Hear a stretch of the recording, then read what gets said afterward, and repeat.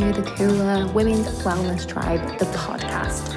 Get comfortable, get your walking shoes on, and let's get going.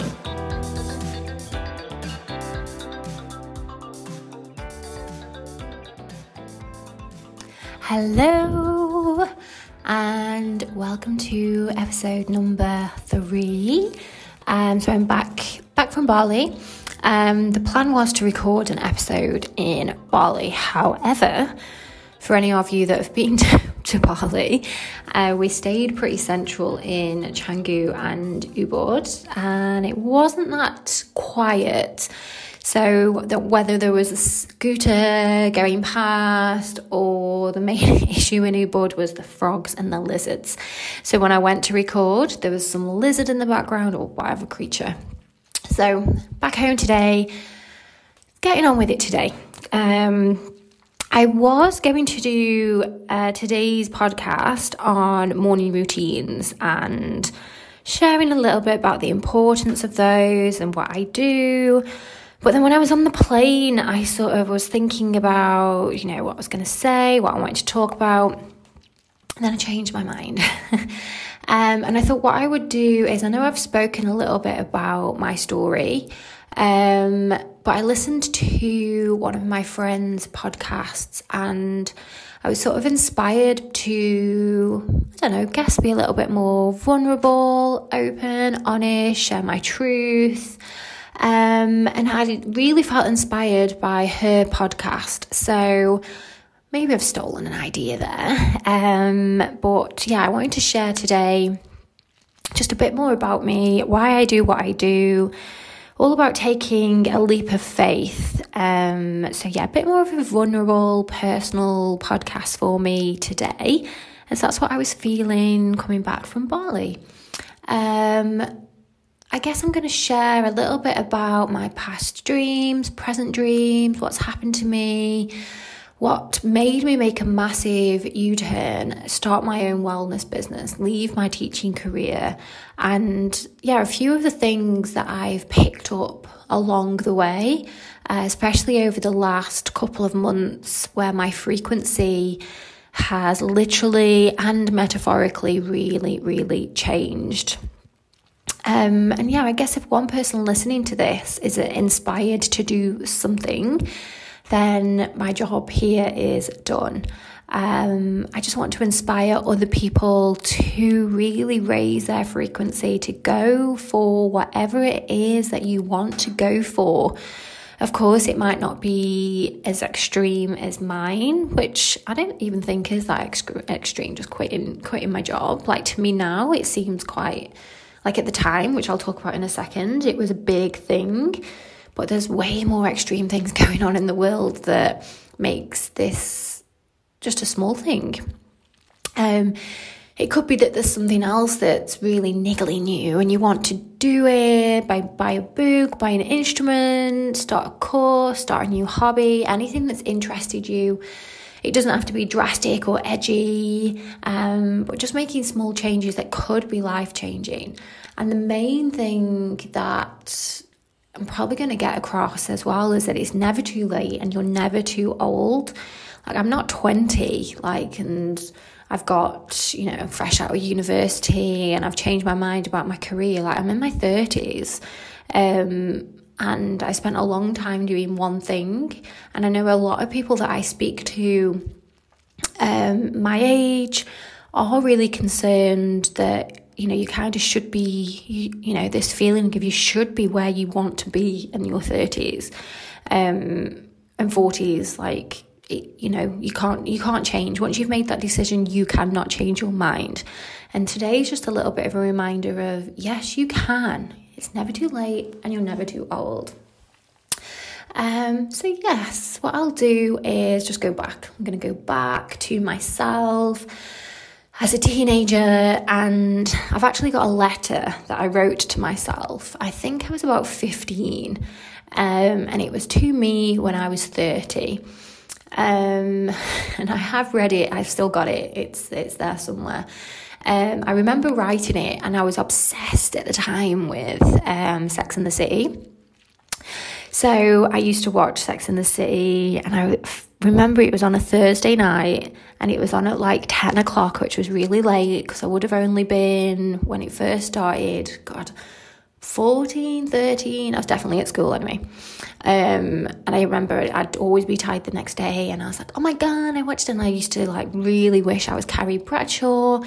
And this kind of sort of put into my head, and I remember I wanted to be a businesswoman or a lawyer, and I was like, I'm going to be like Samantha, but I'm going to live in a penthouse in New York City, and I'm going to be a writer, I'm going to be my own boss, have my own business, I'm going to be rich. And I think the main underlining theme for everything that I wanted then was some kind of freedom. And I remember just thinking and seeing myself just strutting along Brooklyn Bridge with a briefcase. Yeah, so that was my sort of pinnacle idea. I just knew that I wanted to be my own boss. More importantly, even at that age, I had a bee in my bonnet that I didn't want a man telling me what to do. Now, I think this comes from the fact that my mum and dad were divorced when I was 6. So I always had a really good relationship with my dad. My mum made sure that, she never spoke bad of him, even though they got divorced. Like now as an adult, when I've had conversations, I understand a little bit more about it. But at the time, it was kind of like, oh, mum and dad got divorced, but they were still friends. But I grew up, obviously, with my mum. So I didn't have that male authoritative figure, other than when I did something and my mum would say that she was going to tell my father. But this sort of like carried on throughout. I didn't want men telling me what to do because I'd never really had that because I didn't live with my dad. And I remember saying to my friend at school that I wouldn't call myself a feminist, I don't know at that time, but I was very vocal in rules and girls being treated the same as boys. And I remember that protesting one lunchtime because the boys would take up the whole playground with playing football, and the girls had to sit on the grass, and if you got in the way, they'd kick the ball at you. So I did a protest and made all the girls put their bags in the middle of the makeshift football field. I stood in goal, got the ball kicked at me, but yeah, I feel like I made my point, and this leader that was in me, this independent woman that, well, she was a girl at the time, and I just think I wanted to take this, and this has sort of been ingrained in me throughout my life. So my true self, my true beliefs, but they got lost along the way,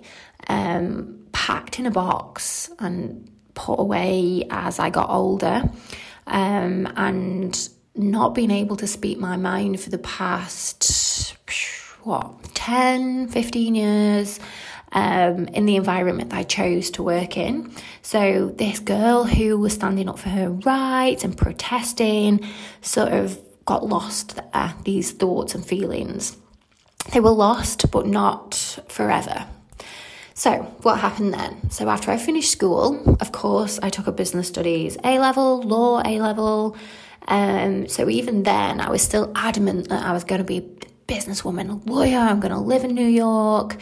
But then something changed, and I feel like as I got to the age where I was having to choose what I was going to do, go to university, I was sort of wrapped up here in this sort of matrix of a girl like me, a girl that from Stoke-on-Trent does not go to live in New York and become a businesswoman. A girl from Stoke-on-Trent goes to train to be a teacher and gets a sensible job, not too out there, not too adventurous, stays in Stoke-on-Trent, finds a husband, has children, doesn't leave Stoke-on-Trent. So I decided instead of doing law or going to live in New York, I chose to be an English teacher. I'd never actually wanted to be a teacher. As a kid, as a teenager or whatever, if anyone asked me, I don't think I ever said teacher. It was always businesswoman. And then from nowhere, the safe, sensible, traditional choice was to become an English teacher. And since then, so reflecting, and I've done a lot of reflection on this, obviously coming into my 30s and reflecting on what I did want and why I chose this path, it was definitely this matrix, this conditioning of follow the path, school, college, university, stay where you are, get married, have kids. And I think that's why I took that path. Now, I don't regret becoming a teacher because I have taken a lot of skills from that.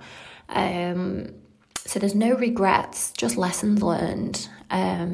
So I wouldn't go back and change it. And I'm not saying that I feel like I've wasted any time, but I can really see where I got wrapped up in this matrix of tradition.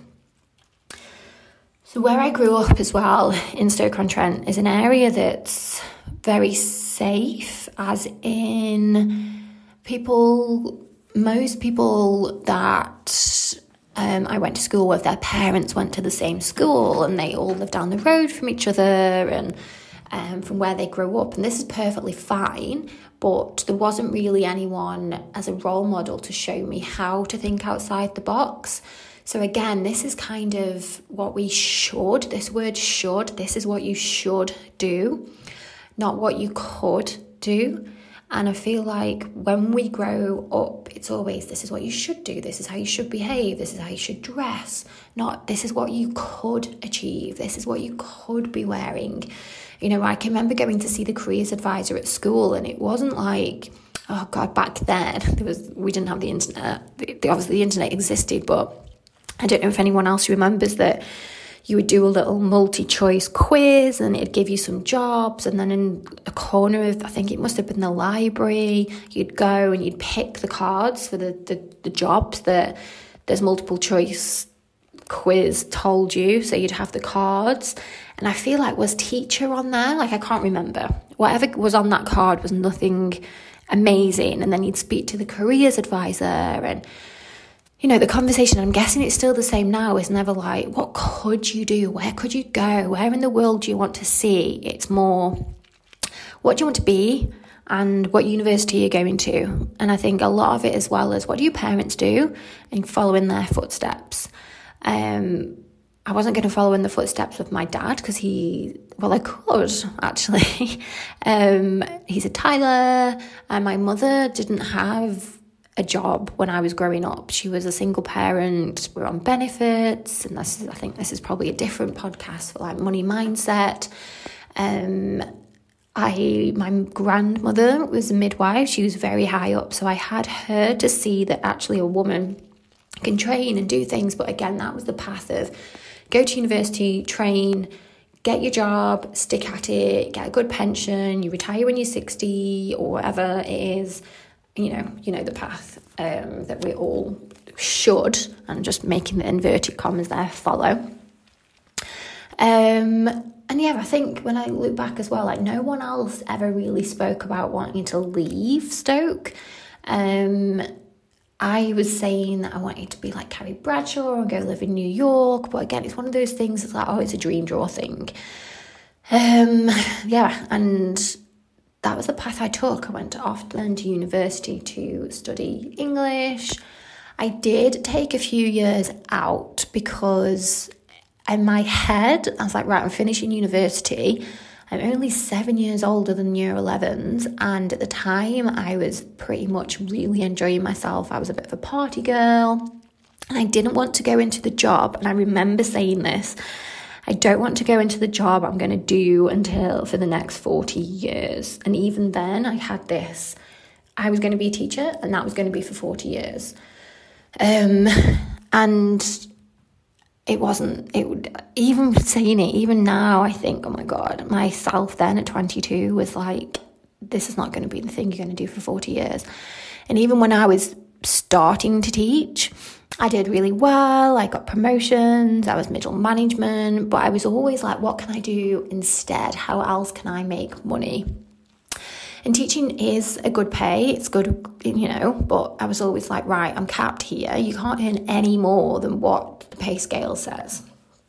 Anyway, so 10 years of teaching, don't need to talk much about that, other than that, yeah, I am really grateful for the people that I met along the way. There's a lot of friends that I have, shout out if you're listening to this, that I wouldn't have in my life if I hadn't become a teacher. So I think the path that I took, especially moving to Dubai, one of my amazing friends, we moved out here together. I wouldn't have met her if I hadn't have taught at school. I wouldn't be in Dubai now if I hadn't have been a teacher. So that was the path, and I do believe that I was meant to teach at that time. I believe that being some kind of teacher, some kind of information provider, educator, helping others, that is my dharma, it is my sole purpose, and your sole purpose can change. So yes, at that time it was helping younger people younger than me. My favourite, I know you're not supposed to, teachers will always tell you they don't have favourites, but they do. My favourite students were always the one that actually needed to be in school, not for an education, but because their home life was really crappy and they didn't have breakfast in the morning. You know, I'd take oat cakes, shout out to my Stokies, oat cake lovers. You know, I'd take breakfast in for these students. I had one student that I even had a pillow in the classroom, and he would leave one of his other lessons and come in the room to sleep because he wasn't getting any sleep at home. That is what I am taking away from teaching, not the kids that I taught of mice and men to the same educational syllabus that I did at school, which I'll talk about that in a sec. But yeah, so I feel like I helped people there, and I have students now that message me, and they, you know, they've got babies, makes me feel really old, but I love that. I love that they check in and how you doing, miss? And I haven't seen them for 6 or 7 years. They're in their 20s now, but these are the students that needed me at the time. Just going back to the education system, so one of the things that I started to notice as I came to the end of my teaching career was that I really didn't agree with the policies and the things that go on in schools, and this kind of kept me in my box even more. So over my 10 years of teaching, I feel like I went into the profession all shiny and new with ideas, but the more I was there, the more I became part of this churning out information in a certain way that's not going to help anyone. And all of this sort of started to happen when I started to practice yoga. So it was 4 or 5 years ago, and I actually started yoga. I just went to a weekly class because I fell on my skates and slipped a disc, and I had such a bad back, and the only thing that helped was movement. So I think the doctor told me try yoga, so I'd go once a week, and then once a week went to twice a week, and it sort of gradually grew. And then I found a yoga teacher, shout out to her, well, there's 2 actually, who are really good friends now. And they sort of opened my eyes to how yoga can change your life. The philosophy of yoga. So not just the practice of getting into certain shapes, the way that yogis live their life. And I started to, it wasn't even intentional, I started to do certain things that I would hear in yoga class, and you know, so start comparing to others, and gratitude, and there's sort of 8 limbs of yoga that if we follow these 8 limbs are sort of moral guidelines, and some of it's just common sense, but really having a conscious effort of, if I felt myself getting pulled into gossip, I would stop myself. And then noticing how that made me feel more at peace, and I was becoming more mindful. And at the time I suffered with huge anxiety. I really struggled with anxiety, and for a couple of years in Dubai, I was so lucky to be living with an amazing friend, the one that I've just mentioned, and she would help me through. And I remember saying to her that, like, I was so anxious that when I wasn't, my brain was like, oh, hello, you don't feel anxious. And then I would go back into this feeling of impending doom.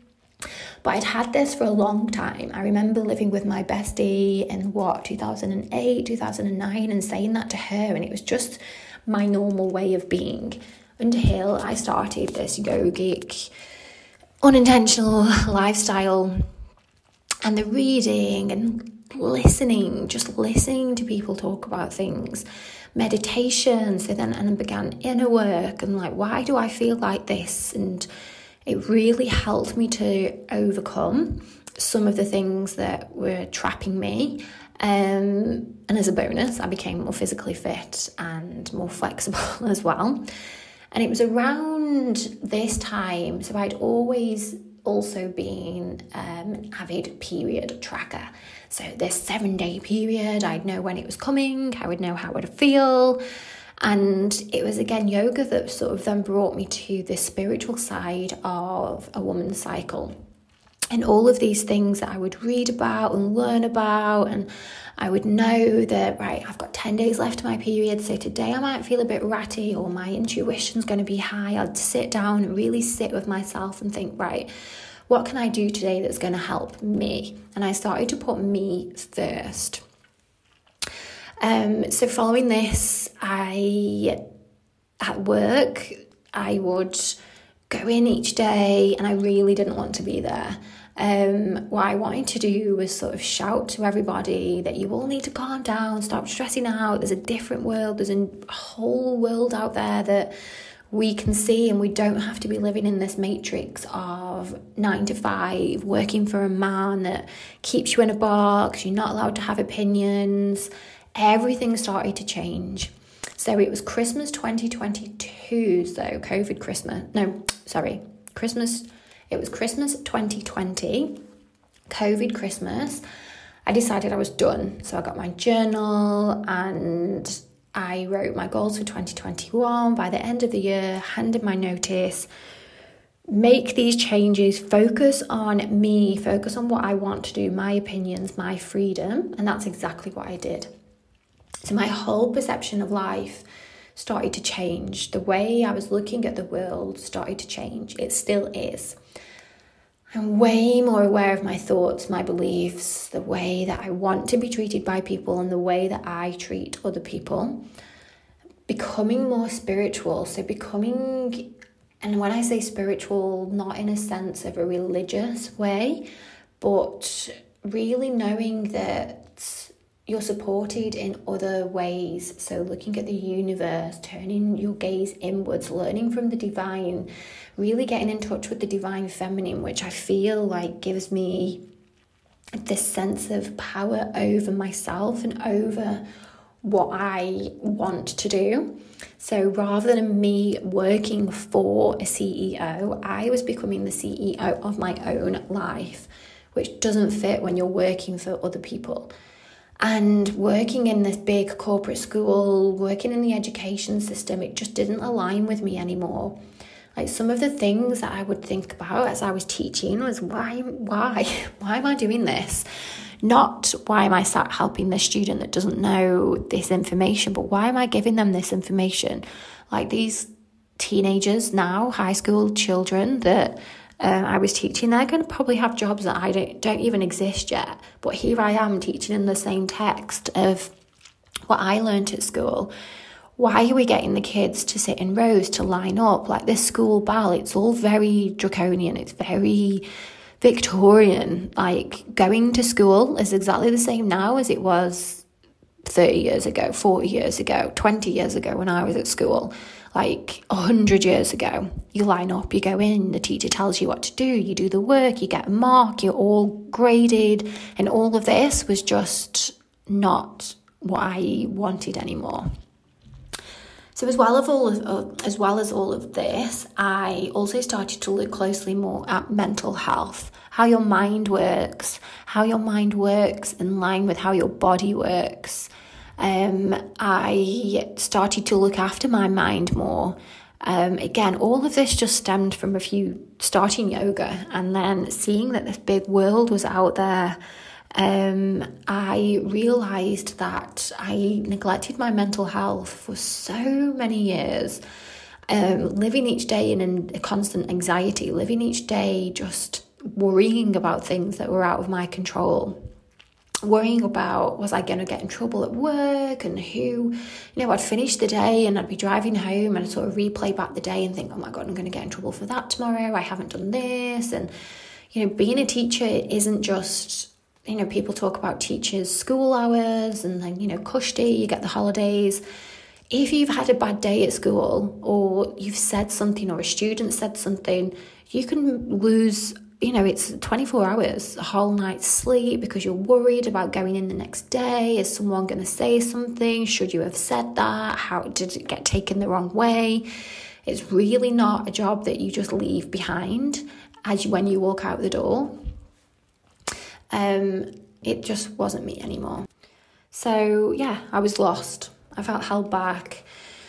I was hushed, literally and metaphorically again. And I know that I've got so much to offer, but I couldn't do it there. It wasn't the place for me to shine. So I took the leap. I took a leap of faith and I went for it. I went for what my heart and my intuition was telling me to do. So I signed up for a women's health coaching course, and I was so drawn to this because when I was reading about it, it was literally the stuff that I do in my own life. It was the stuff that I talk to my friends about, and they don't do it. And I was like, why don't you? And I'd kind of be coaching anyway, like, oh, track your period, like how many days have you got left? Do you feel crap because this is going on? And there's a bit of science behind it, but you can use your intuition at this time, and all the things that now I can go really deep into. So sharing the information, helping women through things. I speak to so many women, and it's not just the physical side. It's not just tracking your period and this is what's happening then. It's diet, it's mindset, it's exercise, it's everything, your day-to-day life, knowing that you're not going to wake up on Monday the same as you're going to wake up on Tuesday, especially if you're coming between one season of your cycle into another. It could happen halfway through a day. You could have an amazing morning, and then halfway through the day you feel really tearful and emotional because you're coming up into your ovulation. It's learning that this is how you feel at certain times in your cycle, and it could be different to what someone else is feeling. It's learning that what you feel someone else also feels, and that you're not alone. So all of this information which now I share with women, so still sharing information the same as I did in school, but now it's more relevant to me. I've lived it. I've had crippling anxiety. I've been so anxious that I couldn't eat, and then I have the anxiety of people telling me that I look skinny and sick, and when I'm trying to eat, I can't. It makes me feel sick. Like, I used to be so anxious that I would sort of have to force the food down, like not in an eating disorder way, but I would make food and I would feel sick already because I was anxious, and I would force myself to eat. And yeah, just learning from all of this. So just fast forwarding now to today, and now I am my own boss. So I'd love to tell my 14, 15-year-old self who wrote that letter that you can become your own boss. You can make your own deadlines. I'm not living in New York, but I am living in another amazing city. You can have the freedom that you are dreaming of there. I'm not a lawyer or a businesswoman walking around with a briefcase, but that isn't me. I wouldn't want to do that. When I was 15, yes, because I think that was the Sex and the City influence. But I have that freedom that she wanted. I'm living away from Stoke-on-Trent, which I obviously always wanted, but no one ever told me that I could do that. It is scary, and you might be listening to this thinking, I can't, I've got kids, there's this thing, but you can do it. Like, I talk to so many women who just feel stuck, and it's not that they hate their job, it's not that they want to leave anyone or go anywhere, it's just that they feel that their life is like a conveyor belt, just going one after another, same thing every day.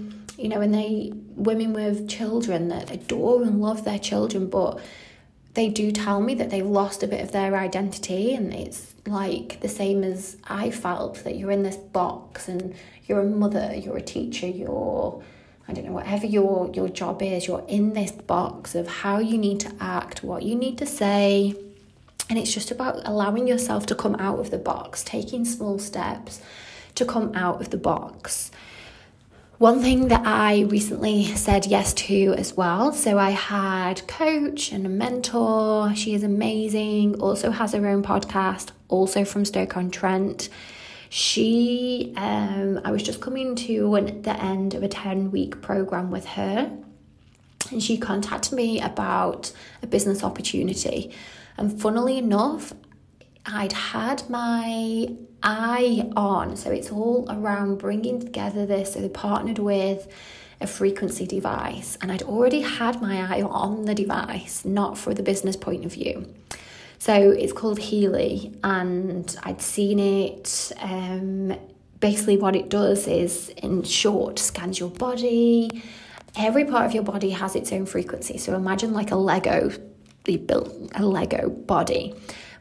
It scans, and any parts of the body that are not in the right frequency, you then send the program to the device, and it fills in these gaps. So I'd had my eyes on it for that reason. Like, I wanted to raise my frequency. I wanted to change the way that I felt, so physical, mental, and emotional. So it does all of those things.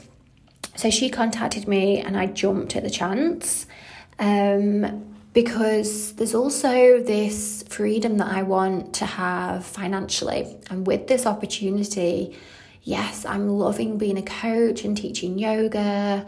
But what happens when I go on holiday, and what happens if I'm sick and I can't work? So this opportunity came along, and I literally snapped it up with open arms, because it's an opportunity that allows me to leverage my income and not have to worry. The old me wouldn't have said yes to this. The old me would have been really skeptical, not going to do it, can't trust it. But my intuition was like, you need to do this. And yeah, just building my team, becoming the kind of leader that I wanted to have. Now I've got this community of women around me as well that I never had before. Like the meetings, I'm not even going to call it a meeting. We have twice weekly Zoom calls, and it's all a matriarchal business plan, and people share and they love each other, and it's just an amazing place to be. Me 2 years ago, stuck in my little box at school, just dreaming about being my own boss. I would love to just say to her, just hang on a little bit, like keep doing what you're doing, get the skills. And the skills I got from being a teacher, like I can send, it sounds trivial, but sending emails really quickly and creating my Instagram stuff. I'd spent 10 years making lessons and making them look really good and engaging for the kids, and, people skills, all of these things that I brought with me. Anyway, I'm going off on a tangent here. So just bringing it back to you. So you don't need to get this. You don't need to quit your job to get this feeling of freedom. What I would push you to do after listening to this is sit down and think about that one thing that you want to do for you. If you love your job, amazing. Because I didn't have that towards the end. I didn't love it. I loved teaching the kids, but I didn't love everything about it. Maybe it's a promotion that you want. Maybe you want to get paid more. Go and ask. Maybe it's a project you'd like to do. Maybe it's introducing something into your workplace that's really going to help other people.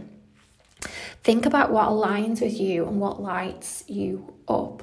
It could be a course or a hobby. It could be, I don't know, maybe it's the sound of the Healy business as a second income for you sounds really good, and you want to drop me a message, take a leap and see what that's all about. It could be starting a dance class. There's so many things out there that you can do that can literally change your life. And I hope just by listening to my story, this does inspire you in some way to do something, however big or small.